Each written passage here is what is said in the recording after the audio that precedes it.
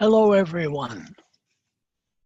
On behalf of the American Buddhist Study Center, I'm delighted to welcome you to this presentation.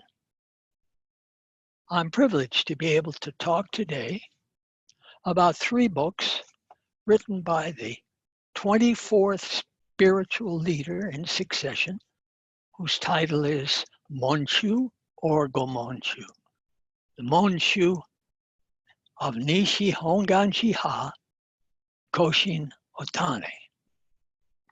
Between 2009 and 2014, the Monshu allowed the American Buddhist Study Center to publish English translations of his books, written originally, of course, in Japanese.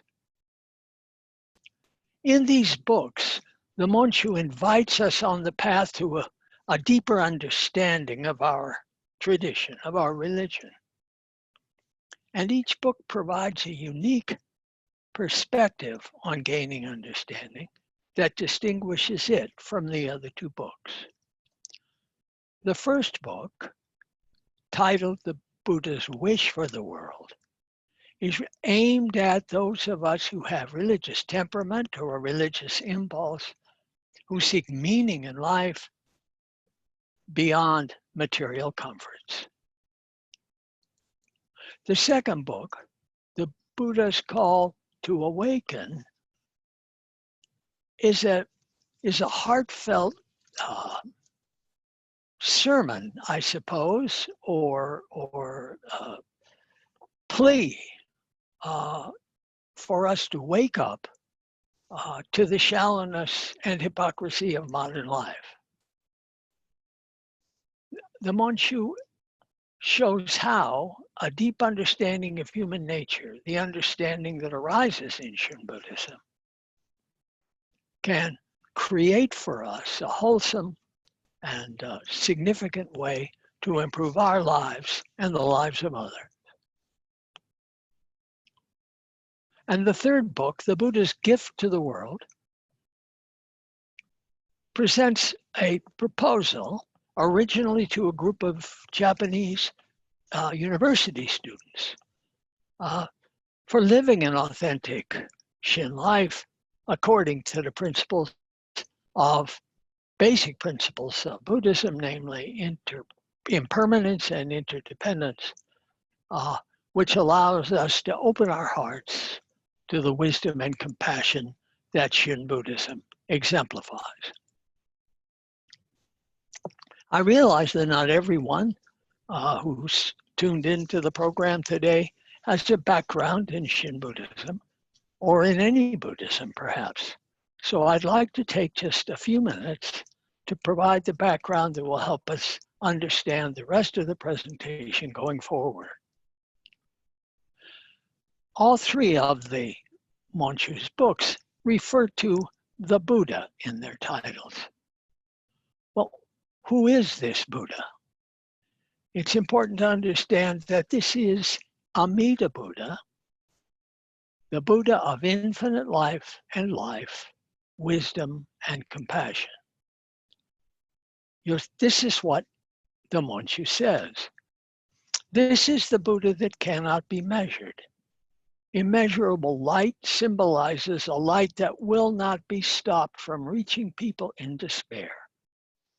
Immeasurable life expresses the life that transcends time. So this is the Buddha who is limitless and who illuminates us no matter who we are and wherever we may go. At this point, one might ask, well, wait a minute, is this the same Buddha that lived in history around 500 BC and whom we've come to think of as having the name Siddhartha Gautama, and after becoming Buddha was identified as Shakyamuni Buddha because he was a member of the Shakya clan in what is now Nepal? No, it's not the same Buddha. This is a Buddha that is present in the teachings of Shakyamuni Buddha. and in particular, a document or a sutra known as the larger Pure Land Sutra. In that teaching, Shakyamuni tells us the history and the meaning of Amida Buddha, the Buddha who vows and succeeds in delivering universal salvation. This idea of Amida Buddha ties together the three books. You can think of it this way. The wish of the Buddha is to provide or bestow or endow wisdom and compassion to all beings. His name itself, Amida, represents his call to us to awaken to reality. If we call and hear his call to us, we can develop a sense of tranquility, peacefulness in this very lifetime, and be assured that if we become concerned about life after death, if we're concerned for any meaning that succeeds us upon our death, nirvana is also promised in this tradition. It is the gift that Amida bestows on all who hear him.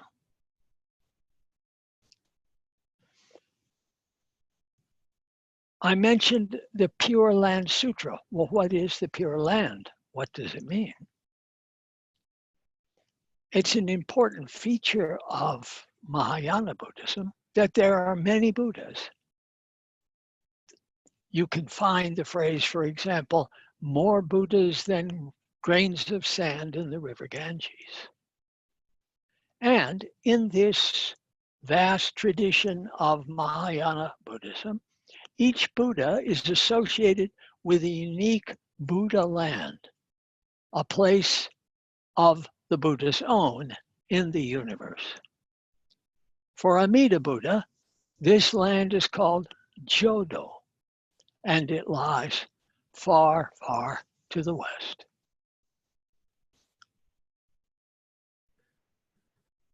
The Pure Land is a place of reception and of going forth as well.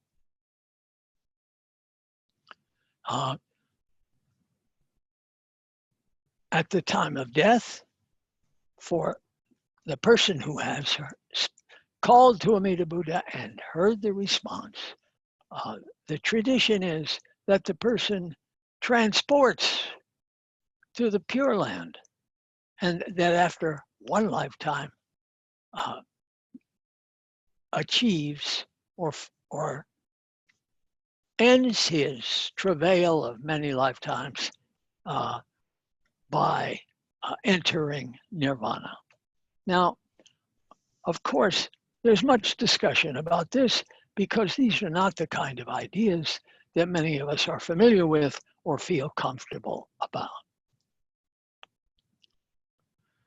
In terms of honoring or taking refuge in Amida Buddha, is Shin Buddhism the only tradition that does this? No, by no means. Reverence for Amida Buddha, either by reciting his name or visualizing him in a meditative exercise, has been important in a number of Buddhist traditions. Shin Buddhism is a distillation, an ultimate distillation, we might think, of this reverence. Reciting the name, Namo Amida Buddha, I take refuge, I pay homage, I honor, is called calling the Buddha's name. And we will learn or come to understand that this is identical to the Buddha calling us. This is called the Nembutsu. Historically, Shin Buddhism was founded by Shinran Shonin, who lived in the 12th and 13th centuries. Born, raised, and then at the end of returning there at the end of his life to Kyoto, Japan.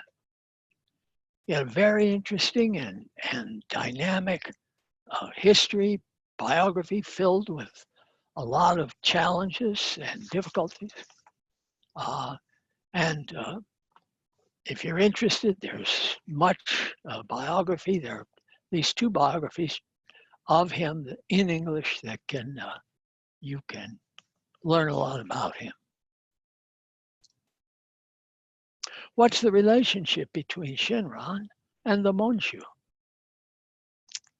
Shortly after Shinran's death in the 13th century, his family established a lineage, the beginning of a tradition to keep his teaching alive.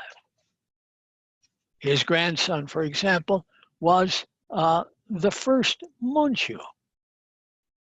And this line of succession has been sustained over the course of the following centuries. As I mentioned before, Koshin Ohtani, the authors of our books, is the 24th Monshu, and his son now serves as the 25th.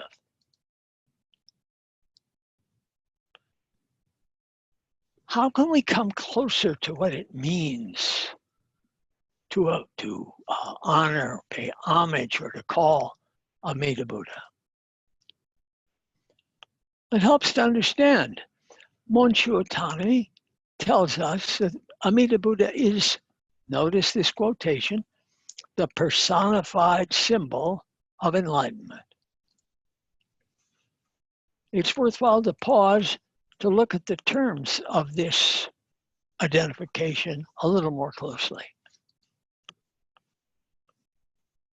Why does Monshu call Amida a symbol? Symbols represent. So we have in Amida the representation of something important in the world, something important for us. What is that? It's something other than the sight or sound of the symbol itself. And what Amida stands for is the ultimate, absolute perfection of wisdom and compassion in the world. Why is Amida personified? If this is a symbol, why choose a human figure for the symbol, as you see in the photograph here? Ultimate wisdom and compassion is an abstraction, a very difficult concept to carry with us. We're really not capable of perceiving ultimate wisdom and compassion in its pure abstract form. But if it is embodied in an icon, in a recognizable form, then we can hang on to it, because that's really about as good a job as we can do in coming to grips with absolutes.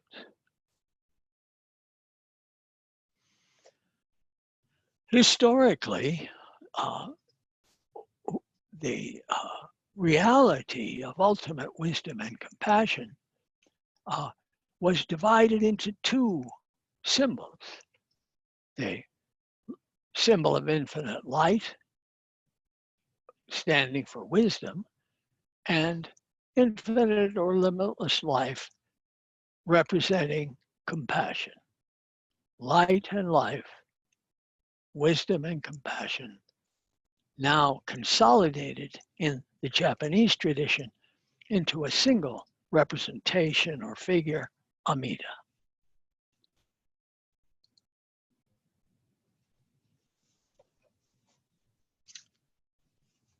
you'll recognize from other religious learning that you've done that such embodiments and figurations are not unusual in religions. So now this allows us to think a minute about enlightenment and ask the question, can we understand enlightenment then to be the same as ultimate wisdom and compassion? The answer to that is yes, with one proviso. When we describe enlightenment as ultimate wisdom and compassion, we're describing the Buddha's enlightenment. That is to say, that might be a condition to which we would aspire, but certainly not a condition that we have attained and perhaps will not attain during our lifetime. And certainly, we're not moving to a modern use of, quote, enlightenment, close quote, as being, for example, woke.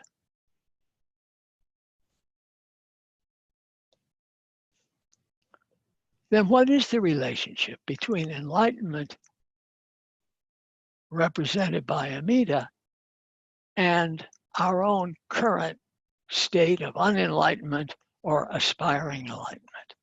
This is, in fact, what the Monshu's 3 books are about.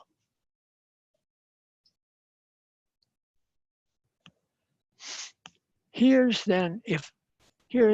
his statement about what it is that Amida Buddha wants or wishes for the world. That all beings entrust their mind and heart to him, to limitless wisdom and compassion. He says this, when we put ourselves in the situation where we leave everything to the compassion of Amida Buddha, it is then that a human being is liberated by the entrusting heart as the prime cause. It is through receiving Amida Buddha's heart of true wisdom and compassion that we feel our imperfect selves being supported and held. An indescribable feeling of relief and joy thus arises.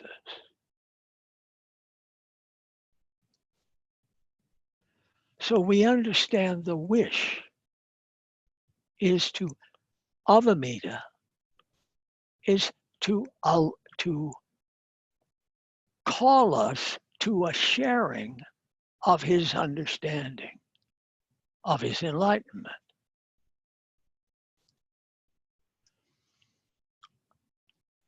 Now, in turning from his wish to his call, the Monshu now takes a step back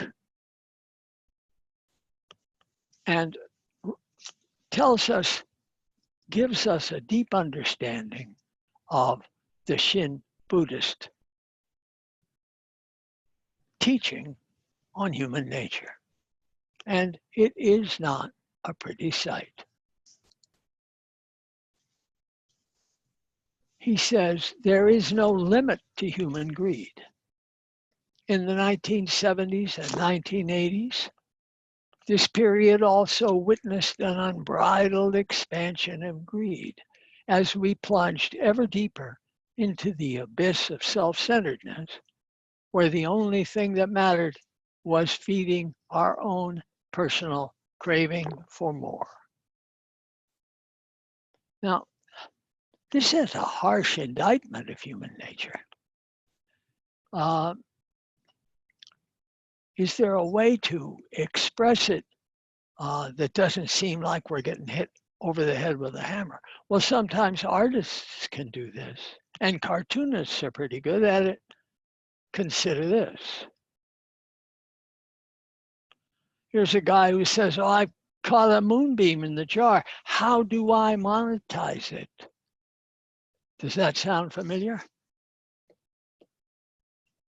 Have we gotten to the place in society where the value of everything is measured in our ability to cash it out? Is there anything that stands apart, stands sacred from the marketplace, from investment, from monetization?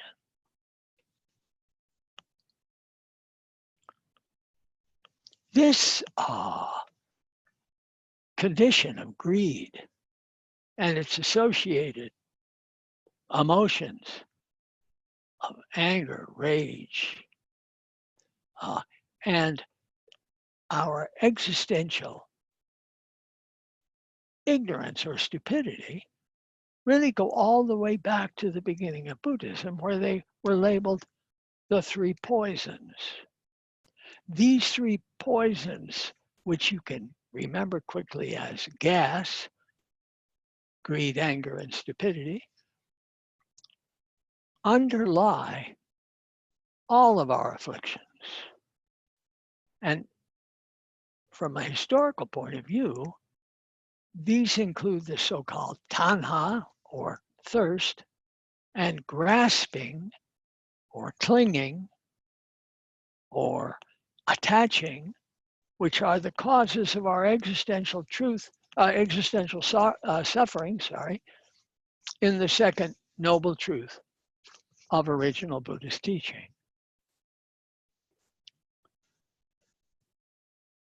But the third truth, as some of you will already know, announces that there is a cure for this suffering, that there is the possibility of release and relief.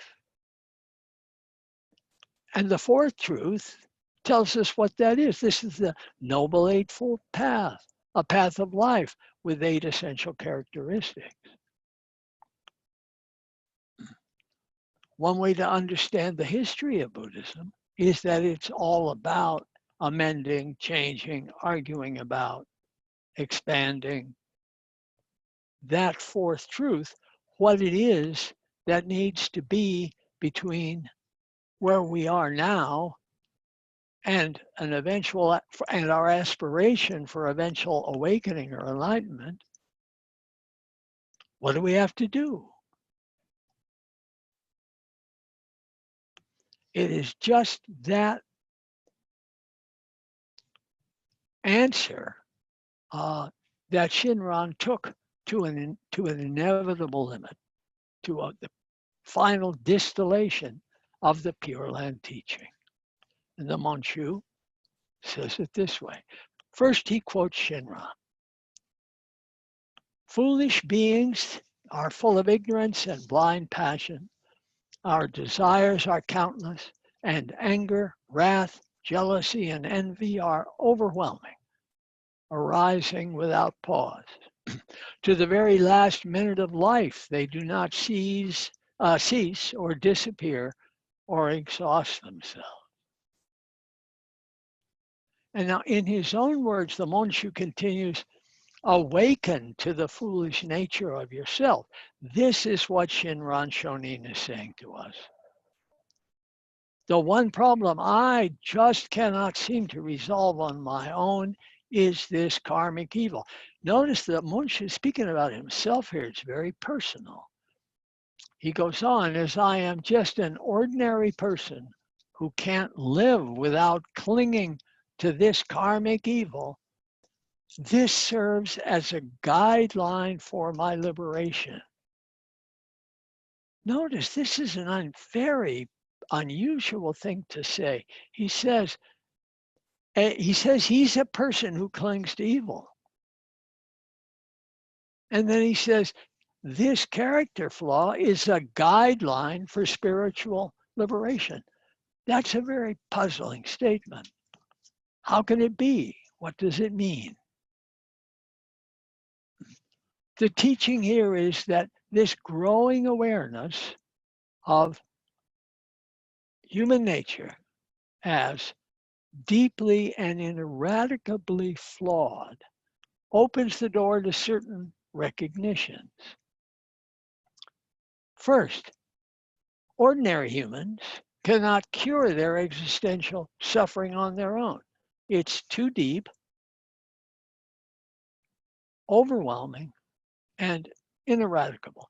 And in part, that's due to its sources, which are, after all, because we are embodied and evolutionary creatures,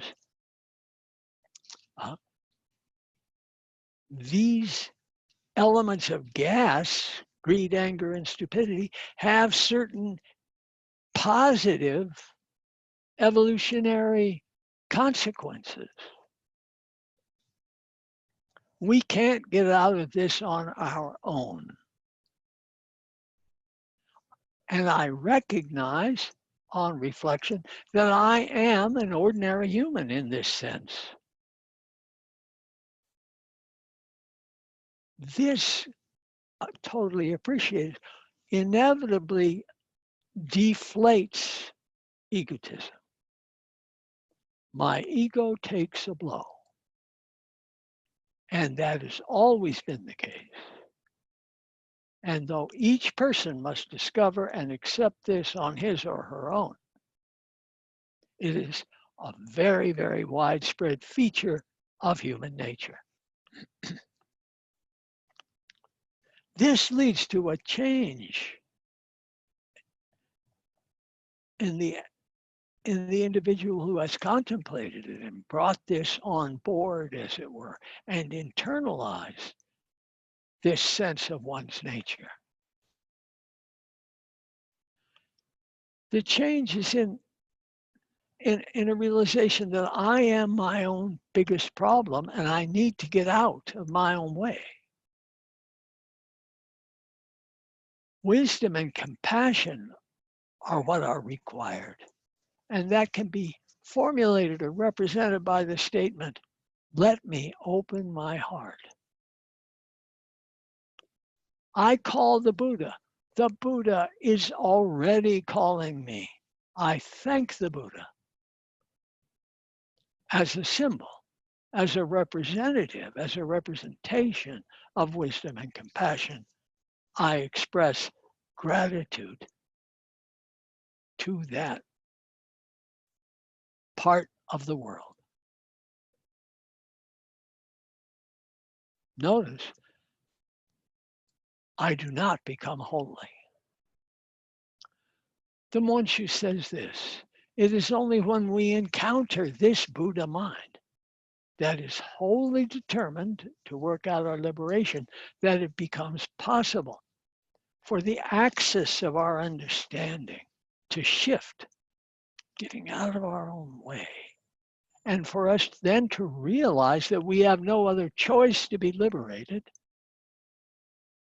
There is a force in life that comes to the rescue of even those of bad karma like myself on the very stage of living in the teeth of life, that is, living life in earnest. In other words, I continue to live as I am flawed, but I now have a new awareness. And this awareness begins with a frank acceptance of my flawed human nature. And then the deep sense of, and yet, wisdom and compassion operate in the world personally on my behalf. I simply look and learn to see how that is true every day of my life.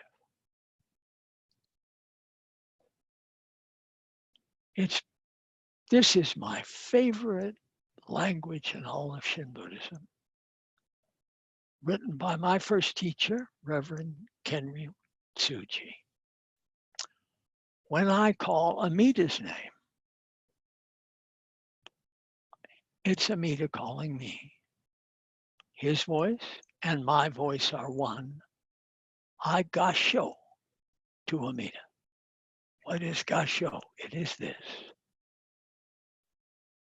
This is the gesture all through Asia of respect, of defenselessness, of acceptance, of taking refuge.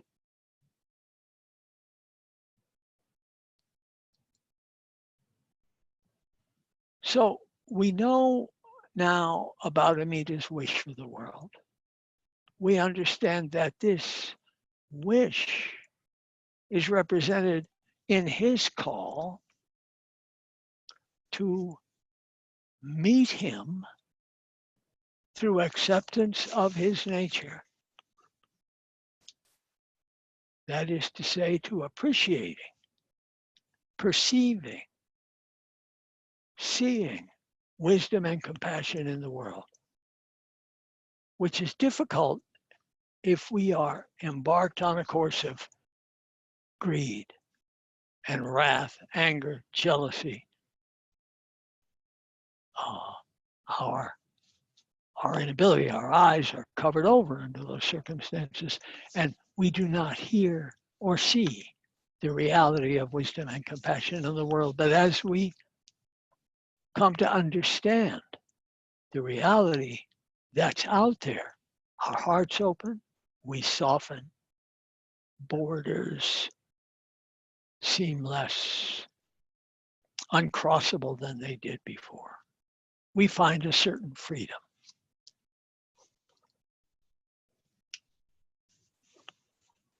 Now, in his third book, The Buddha's Gift to the World, the Monshu applies these basic Shin understandings to a wide range of topics. Here we'll take only two of these for some consideration. That's the Shin teaching of the so-called evil person and how that relates to personal character and morality. Shinran, in his very late days,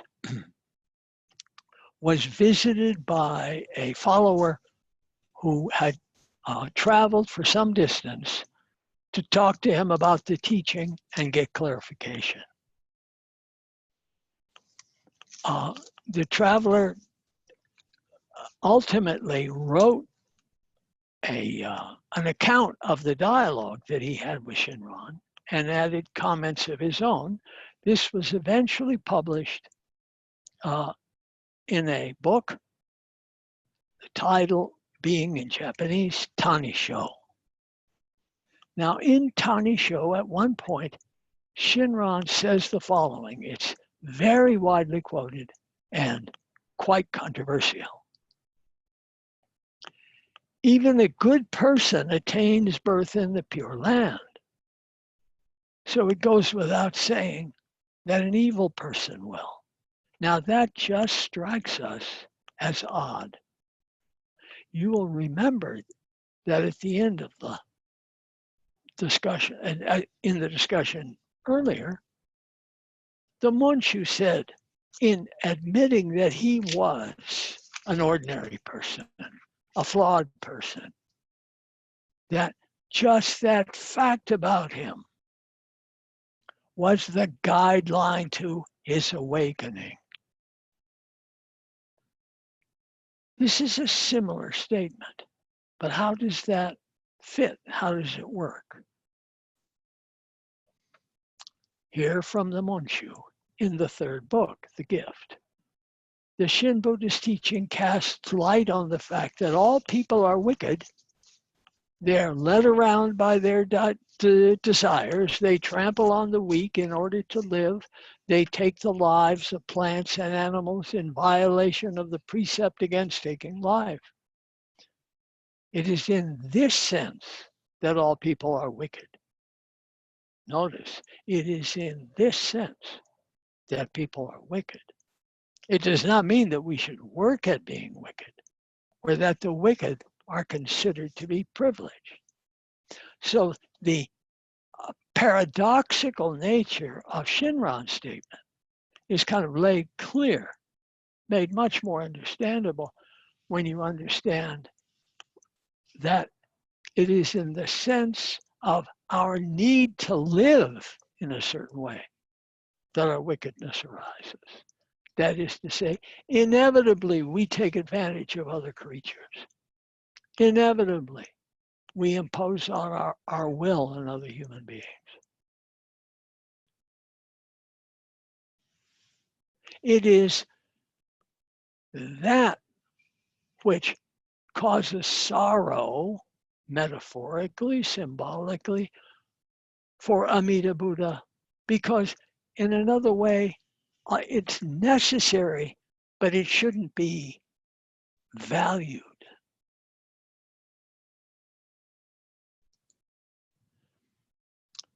But the useful example here to understand Shinran's statement is the example of a lifeguard. Whom does the lifeguard save? The lifeguard doesn't save someone who's just paddling about in ankle-deep or knee-deep water. The lifeguard goes first to the drowning person. So in that sense, Amida Buddha opens his heart. The compassion of the world is there for every being. It, without exception, it's a universal love, a universal compassion. And to appreciate that compassion, one then must respond in kind by opening one's own heart.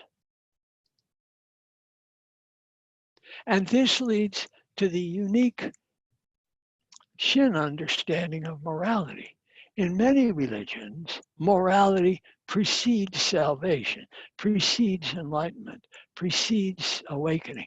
Be a good person and then reap the rewards of your virtue in heaven or on earth. But however it is, you have become a good person first. It's as if it were a cost of admission, price of admission, cost of entry to salvation or other reward.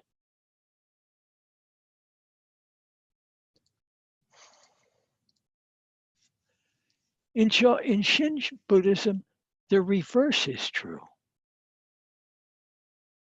It is when we realize our highly flawed nature, at the same time that we understand the basic Buddhist truths, we are led to open our own hearts for ourselves and others because of the circumstances of our life. So Shin does not create behavioral precepts and negative commandments. It doesn't set a barrier for admission to awakening. The Monshu says it this way: it is only natural for man to have human passions. If you try to snuff them out by force, they will only come snaking out in some other form. We have to seek and walk the middle path, which is neither to give in to our all too human desires, nor to seek to purge ourselves of them. The key point here is that it is better for one to understand the predicament of having desires. Now, with that understanding, with a self-awareness and an appreciation of the promise, the vow, the ultimate gift that is there in the world for us right now without hesitation, we soften at the edges. We open up. We understand that others and ourselves are in the same boat, and that exclusions and prejudice and bias and hostility and greed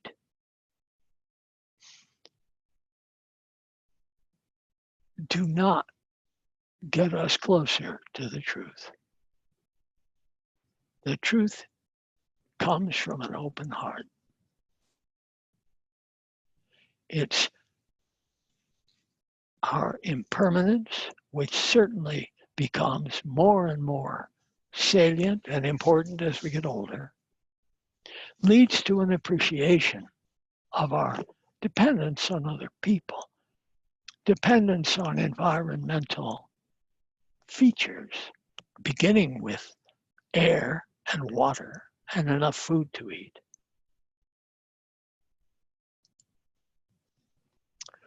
We are the evil person, each one of us. But just in that condition, aspiring to awaken to the call, we open our hearts to others, remembering that Amita's voice and my voice are one. It cannot be otherwise.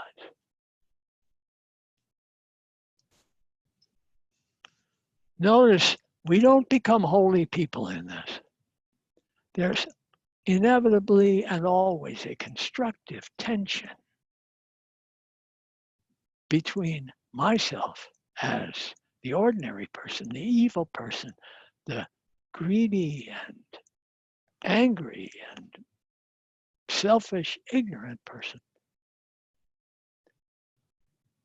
yet aware of the presence of wisdom and compassion in the world. That tension creates the Shin Buddhist path. I've come to the end of the presentation, and I can do no better than to end with this quote from Lady Takeo Kujo, 19th century into the 20th century, ancestor of the Monshu. She was one of the daughters of the 21st Monshu. And she wrote beautifully and did much valuable work in Japan for women and for people who were suffering in various ways in a very difficult Japanese society of the time. Notice her humility. There is not a thing to be proud of in this worldly life when our karmic conditions dictate that we spend our lives chasing after illusions. We try to hide our spiritual poverty by wrapping ourselves in the finery of grand illusions.